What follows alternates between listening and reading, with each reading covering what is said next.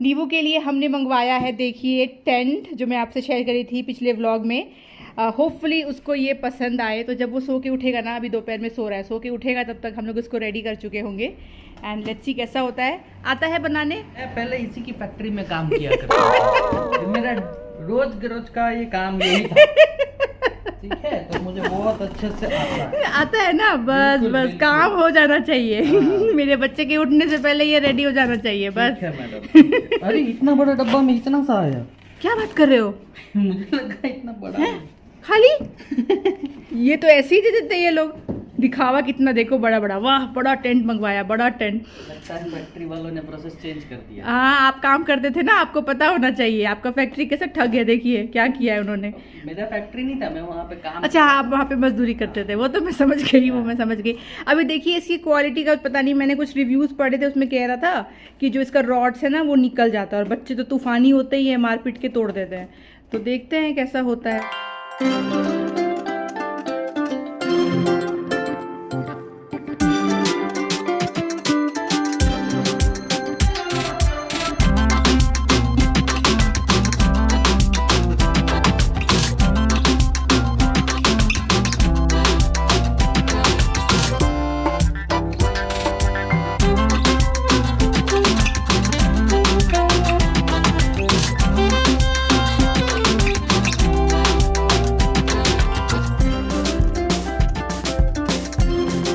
चलिए, लग गया। अब अंगद जी अंदर। अरे ऐसे नहीं, ये क्या कर रहे हो? अरे ऐसे कैसे बैठे हो?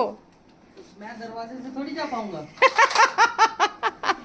जा पा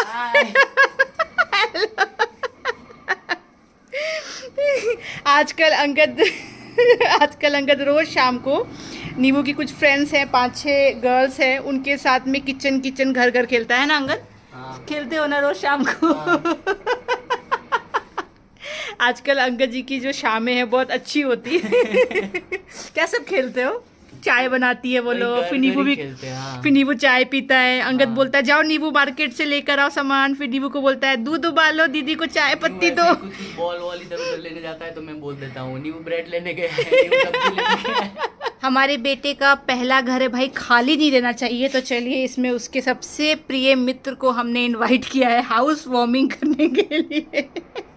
इसकी ये फेवरेट टॉय है हाथी, और साथ में चलिए ये भी डाल देते हैं। नींबू सोकर उठ गया और अब टाइम है उसको उसका सरप्राइज दिखाने का। नींद से उठा है बेचारा, पर देख के एक्साइटेड हो जाएगा। हाँ, उधर ही जा रहे हैं हम लोग, चलो दिखाते हैं क्या आया है नींबू के लिए। कुछ आइडिया लग रहा है नींबू को? नजर गया नींबू का? नहीं किया नजर अभी तक। क्या है? हाँ, गैया दिख गई। गैया दिख गई। टेंट नहीं दिखा? नीचे टेंट है। क्या है? ये क्या है? देखो। ये तो टेंट है, नींबू टेंट। क्या है? देख रहा है बैठ के अपने एलिफेंट्स को। यस। बोल रहा है यस। क्या है नींबू? क्या है? क्या है? अंदर जाओ, अंदर जाओ। मुझे लगता है अंगद थोड़ा डरेगा अंदर जाने से। नहीं डरेगा। नहीं डरेगा? अंदर जाओ नींबू। झांक झांक के देख रहा है। अंदर आ जाओ, अंदर आ जाओ, अंदर आ जाओ।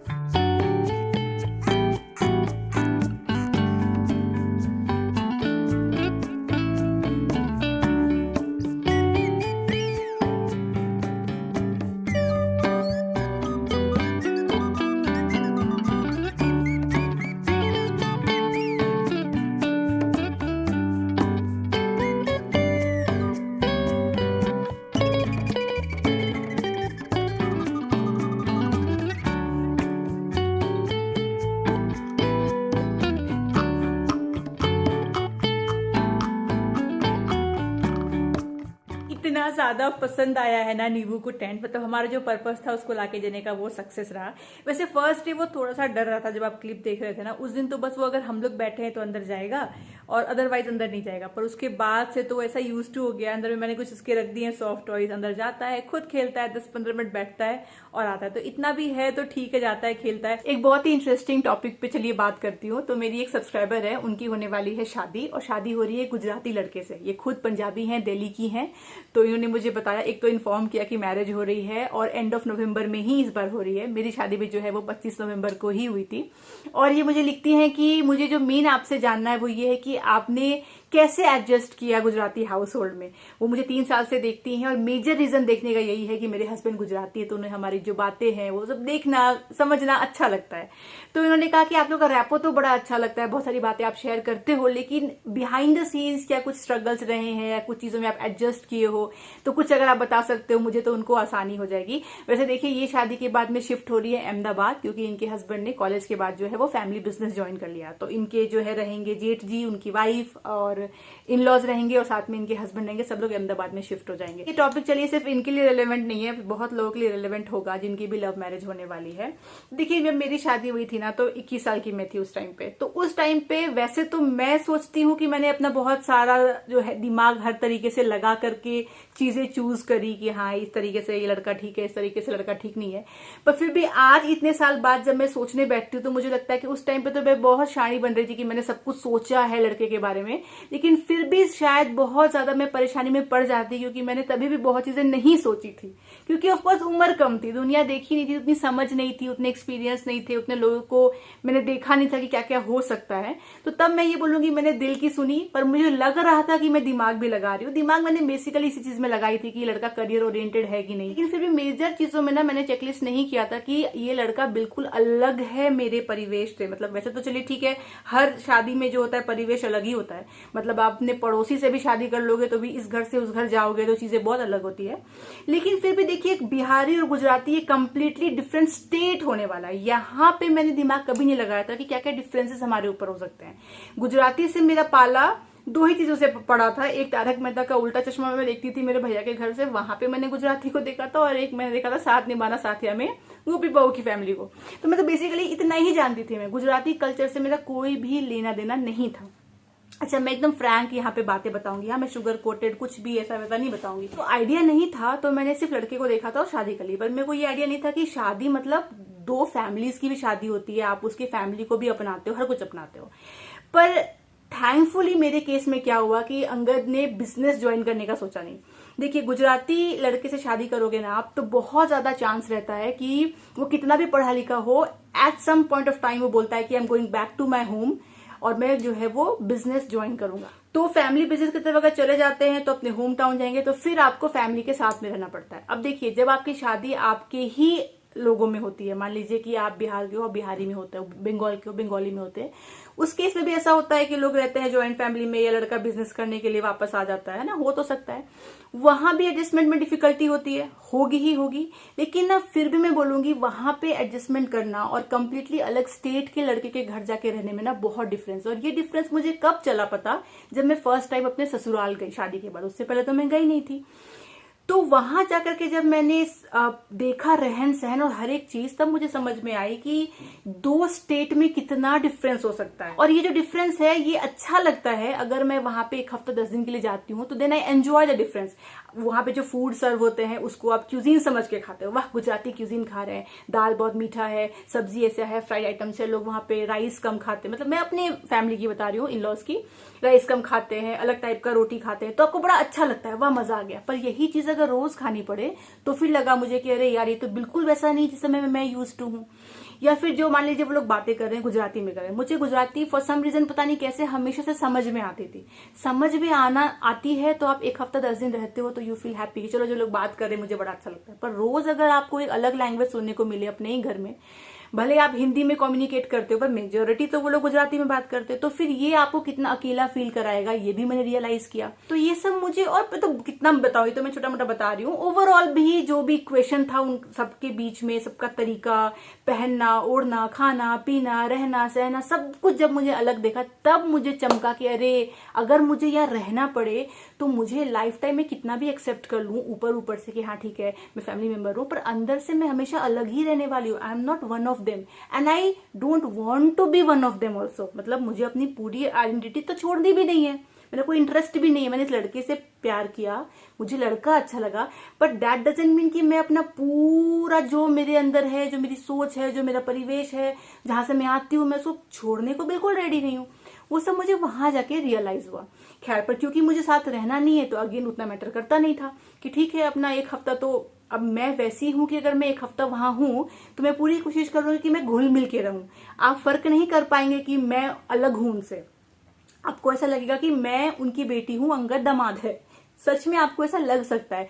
क्यों? क्योंकि मैं हफ्ते 10 दिन के लिए मैं एफर्ट डाल करके अपने आप को वहां पे उस तरीके का घुल मिल के रख रही हूँ। अब 1-2% लोग होंगे जो बोलेंगे नहीं, हमने तो बिल्कुल अलग परिवेश में हमारी शादी मतलब अलग स्टेट में हुई, हम घुल मिल गए, हमने लैंग्वेज भी सीख ली, हम वैसा ही खाना खाना पसंद करने लगे, हम वैसा ही पहनना ओढ़ना पसंद करने लगे, हमारी सोच ही वैसी हो गई। तो देखिए ये जो 1-2% लोग हैं बहुत फ्लेक्सीबल है, पर मैं उनमें नहीं आती हूँ, मेरी पर्सनैलिटी वैसी नहीं है। तब मुझे ये सब रियलाइज हो गया था कि डिफरेंसेस जो हैं वो ज्यादा हैं एंड चलो ठीक है मुझे तो लेकिन साथ रहना नहीं है तो इतना मैटर नहीं करता। और एक और फैक्टर ये हो गया कि लड़का कैसा है। अब कुछ लोग क्या होते हैं कि लड़के भले अलग रहे फैमिली से, ठीक है, लेकिन वो लड़का है बिल्कुल वैसा जैसा कि उनका परिवेश रहा है। मतलब अगर अंगद की सोच 2000% वैसी होती जैसी कि मतलब मैंने देखा कि लोगों की वहां पे है कि नहीं ऐसे ही मुझे ऐसे ही खाना खाना है, मुझे ऐसे ही बातें करनी है, मेरी सोच ऐसी है, मुझे इक्वेशन ऐसे ही रखने हैं, तो फिर कहते हैं ना कि सास ससुर ननद भौजाई के साथ में ना रह के भी आपका पति ही आपका 2 गुना सास 2 गुना ससुर बन सकता है अगर उसमें वो गुण हो तो मतलब कि रहने के बाद में पता चल सकता है कि अरे भाई ये तो यहाँ रह के भी मुझे घुटन तो हो रही है, यहाँ भी मेरी पर्सनैलिटी तो बाहर नहीं आ रही, क्योंकि लड़के को सब कुछ उसके हिसाब से चाहिए। तो ये फैक्टर आपको बहुत कंसिडर करने की जरूरत है कि आप मतलब प्यार मोहब्बत कॉलेज लाइफ में बड़ा अच्छा लगता है, लड़का घूमना फिरना दोस्तों में पार्टी वार्टी, पर शादी के बाद सीन पूरा बदल जाता है। उसकी लाइफ तो एज इट इज रहती है, वो तो वही परिवेश में है, उसी घर में है, उसी दोस्तों के पीछे आप अपना सब कुछ छोड़ के जा रही हैं। और हर शादी में ये होता है, आई एग्री। पर जहाँ पे फेमिलियर सिचुएशन है ना, बंगाली के बंगाली से हो गई, पंजाबी के पंजाबी से हो गई, बिहारी की बिहारी से हो गई, यहाँ adjustment trust me when I से दिस 80% कम हो जाता है। अच्छे बुरे लोग तो हर जगह होते हैं, पर मैं यहाँ पे कल्चर डिफरेंस जो होता है ना वो मतलब रोज रोज जब आपको करना पड़े ना आपको बहुत बहुत अखड़ता है। देखिए वैसे भी शादी के बाद किसी के घर को अपना मानना इज अ बिग टास्क, पर इस केस में तो सिर्फ उसके घर को अपना नहीं मानना है, उसके कल्चर को, उसकी बोली को, उसके खाने को, उसके रहन सहन को, उसके हर एक चीज को आपको अपना मानना है। आपको अपनी आइडेंटिटी छोड़ देनी है। और माइंड माई वर्ड्स, ये सब करने के बावजूद आप कभी गुजराती नहीं कहलाएंगी। ये आप अगर बंगाली में शादी कर ली हैं और आप पंजाबी हैं, आप कभी बंगाली नहीं कहलाएंगी। और क्योंकि आपकी शादी या बंगाली में हो गई, या पंजाबी या गुजराती में हो गई, या पंजाबी, तो आप कभी पंजाबी भी नहीं कहलाएंगी। तो अब आप कहलाएंगी क्या, पता नहीं। तो ये बहुत सारा इसमें मैंने बाद में रियलाइज किया जब मैं थोड़ी एज हो गई मेरी कि अच्छा यहाँ पे फंस भी सकते थे, बच भी सकते थे। ये तो पूरा नसीब का खेल था। पर क्योंकि मैं बहुत छोटी थी उस टाइम पे इतना नहीं सोचा, बस यही देखा लड़का अच्छा होना चाहिए, इतना कुछ पता नहीं था। तो चलिए हमारा तो चल गया। तो मैं यही सजेस्ट करूंगी जिनके लोगों भी लव मैरिज हो रही है। बहुत लोग बोलेंगे शोना आप नेगेटिव बोल रहे हो। शोना भाई देखिए सच्चाई लड़कियों को बता देना एक्सपीरियंस लोगों की तरफ से बड़ा जरूरी है, क्योंकि इनको कोई कुछ बताता नहीं है। बेचारे प्यार में पड़ के शादी करते हैं, बाद में बहुत परेशानी हो जाती है। It's not easy to adjust.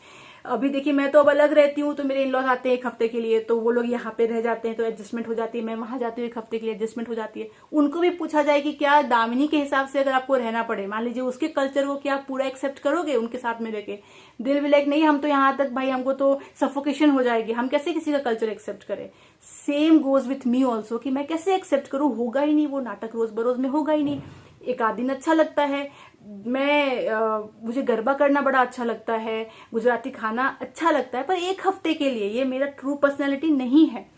तो और मैरिज में सबसे ज्यादा जिस चीज की जरूरत है वो है ट्रू पर्सनैलिटी आपकी, कि आप जैसे हो वैसे ही उसके साथ हो। अब बहुत लोग बोलेंगे यहाँ पे लड़के का क्या शोना, मान लीजिए अंगद आपके साथ में रह रहा है तो वो तो आपके हिसाब का खाना खा रहा है, आपके हिसाब से चल रहा है, तो उसको दिक्कत नहीं हो रही। ट्रस्ट में नहीं होती है लड़कों को।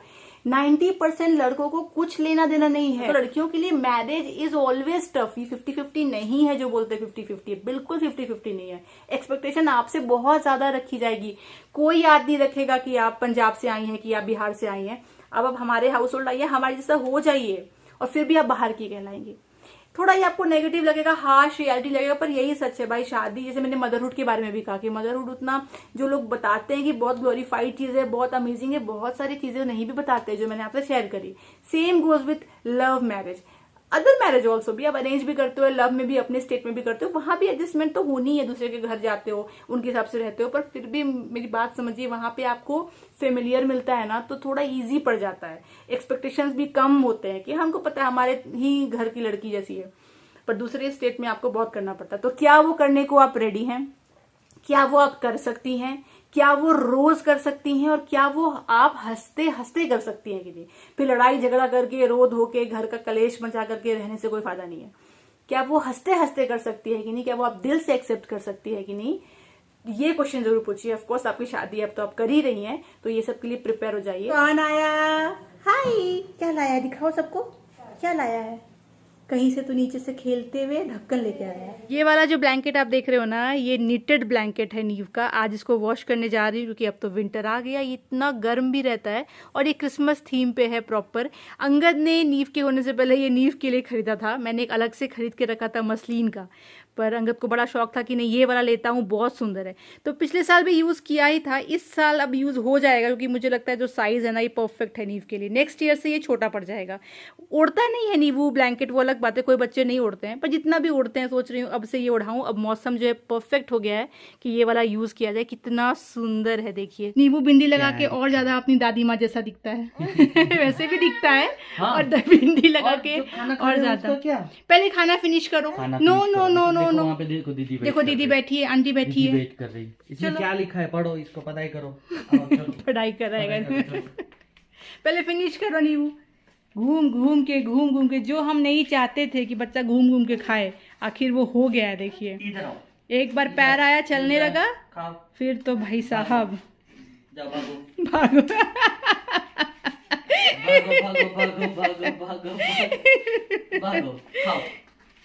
खा या चबा लिया? भागो भागो भागो भागो भागो।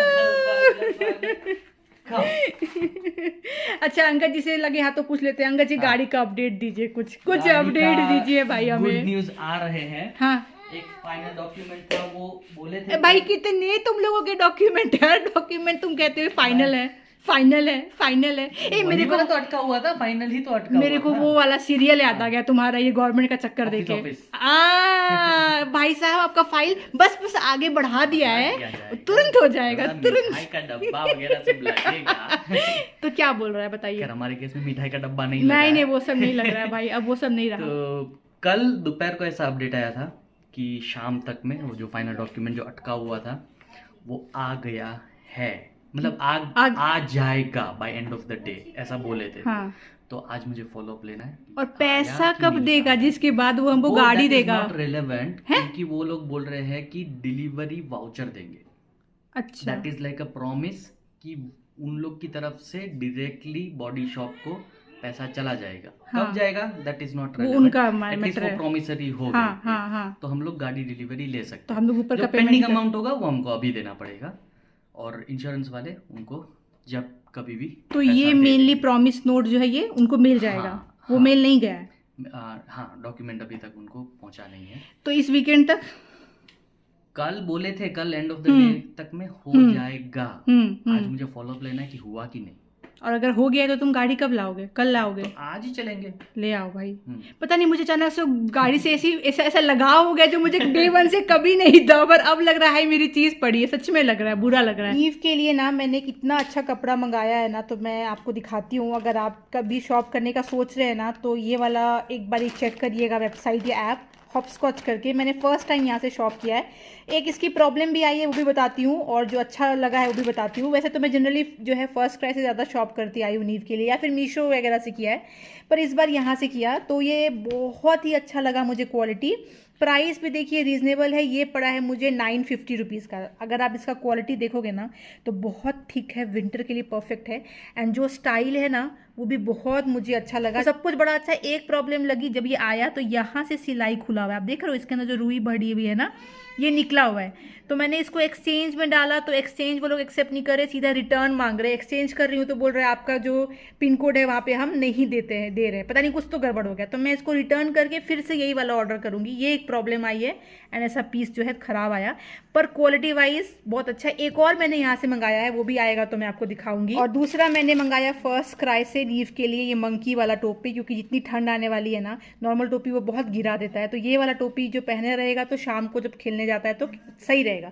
पर ये छोटा आ गया, जबकि मैंने मंगवाया है ये वाला देखिए 12 to 18 मंथ्स के लिए, लेकिन फिर भी नीव का क्योंकि छोटी वोटी है ना तो थोड़ा टाइट हो रहा है, तो मैं अब 18 to 24 वाला ऑर्डर करने जा रही हूँ। इसके अलावा ना मीशो ट्राई करिए, मतलब घर के कपड़े अगर आपको चाहिए जो अफोर्डेबल हो, मतलब 250-300 वाले हो, क्योंकि बच्चों के ऊपर देखिए इतना खर्चा करने का कोई फायदा नहीं है। आई अंडरस्टैंड, नीव के लिए भी मैं इसलिए कोशिश करती हूँ कि एक दो कपड़े बाहर जा रहे हैं, मेरा बर्थडे आ रहा है, एनिवर्सरी आ रहा है हमारा, तो उस टाइम के लिए एक दो मैं ऐसे वाले ले रही हूँ, और विंटर है तो एक दो जो है स्वेटर ले रही हूँ जो जरूरत है कि हाँ हो। अदरवाइज जो डेली यूज का कपड़ा है, जैसे पैंट्स हो गए एक्स्ट्रा वाले, जो कि बहुत यूज होते हैं, बहुत वो गंदा करता रहता है, ये सब के लिए मीशो चेक करिए। मैंने मीशो से अभी ऑर्डर किया है नीव के लिए सेट ऑफ 6 या 5 का पैंट्स मैंने ऑर्डर किया है, सिर्फ 250 रुपए का पड़ा, आएगा तो क्वालिटी दिखाऊंगी। उसके बाद 2 अगेन सेट भी लिया है, एक 150 का पड़ा है, एक 180 रुपए का पड़ा है, तो मैंने वहां से मंगवाया। ऐसे करके ना थोड़ा सा बैलेंस कर सकते हैं कि चलिए एक दो महंगा मंगा लिया हॉपस्कॉच से, एक 950 का मंगाया है, एक कुछ 1200 के आसपास का है, आएगा दिखाऊंगी। तो ये 2 वहां से मंगा लिए, कुछ फर्स्ट क्राई से मंगाया है जो 500 450 के रेंज का मंगा लिया है 2-3, और बाकी मीशो से मंगा लिया, ताकि मतलब ओवरऑल जो है मान लीजिए अगर 3000 रुपीज एलोकेट किया जाए कि इतने में नीवू का 6-7 कपड़े आ जाए कि हम बाहर जाए अगर तो पहने, तो ऐसे करके आप जो है डिवाइड करके ले सकते हो। वरना सिर्फ अगर देखिए हम ये हॉपस्कॉच से लू ना, तो मुझे इतने सारे अच्छे अच्छे मिल रहे कि मन कर रहा सब ले लो। मन तो करता है बच्चे को एक से एक पहना है, कोई 1500 का है, कोई 1200 का, पर फिर वही लगता है कि कितने जल्दी छोटे हो जाते हैं, कितना लेंगे, अगर 1500 वाला लेने जाएंगे 6 पीस तो फिर कितना हो जाएगा बजट। तो वो ऐसे करके मीशो भी मैं लेती रहती हूँ, और फर्स्ट क्राई से भी लेती हूँ। फर्स्ट क्राई में भी आप देखोगे तो टी शर्ट जो है कई बार ऐसे 350 में 2 मिल जाते हैं, या 450 का रॉम्पर मिल जाता है। फिलहाल देखिए मैं आज का ये व्लॉग ना यही पेंड कर रही हूँ। आई नो मैं पूरा दिन आपको नहीं दिखा रही हूँ, क्योंकि रीजन ये है कि मैंने बहुत दिन से व्लॉग पोस्ट ही नहीं किया है, मेरी तबियत नहीं ठीक रही थी। एक दिन मुझे पूरा दिन सर में दर्द रहा है, नेक्स्ट डे मुझे पूरा दिन कमर में दर्द रहा है, थर्ड डे मुझे पूरा दिन वीकनेस रहा है। अब आप बोलेंगे ये कैसे हो रहा है शोना, आई हैव नो आंसर, पर हर एक दिन मुझे कुछ हो रहा है। कल मैं पूरे दिन बेड पे लेटी हूँ, इतना पेन था कि मुझे पेन किलर भी लेना पड़ गया। तो ये मौसम बदला है, क्या हुआ है पता नहीं, पर मेरा तबियत जो है वो पिछले संडे से जो है खराब ही चलता आ रहा है। तो आज मैंने सोचा कि नहीं व्लॉग करते हैं। बहुत सारे आप लोग के आ रहे हैं मैसेजेस कि कहाँ हो क्या हुआ, मतलब कुछ लोग तो मतलब क्या बताऊं कहाँ पे मैसेज कर रहे हैं ढूंढ के मुझे, कि मुझे लगता है बाप रे कहाँ से ढूंढ लेते हैं कि यहाँ भी मेरा कहीं पे प्रोफाइल है या यहाँ पे अंगद का प्रोफाइल है, वहां भी मैसेज आ रहा है। तो इसलिए फटाफट मैं आज ही शूट करके आज ही इसको पोस्ट कर रही हूँ। मतलब आप वेंसडे को देख रहे हो ना, मैं वेंसडे को ही शूट कर रही हूँ। सोचिए, चलिए इसी के साथ मैं आपसे मिलूंगी अगली बार। तब तक आप लोग अपना ख्याल रखिए और मेरे वीडियोस को देखते रहिए, एंड होपफुली गाड़ी जल्दी आ जाए और नेक्स्ट व्लॉग में मैं आपको बोलूँ देखो गाड़ी आ गया। देखते हैं, बाय बाय।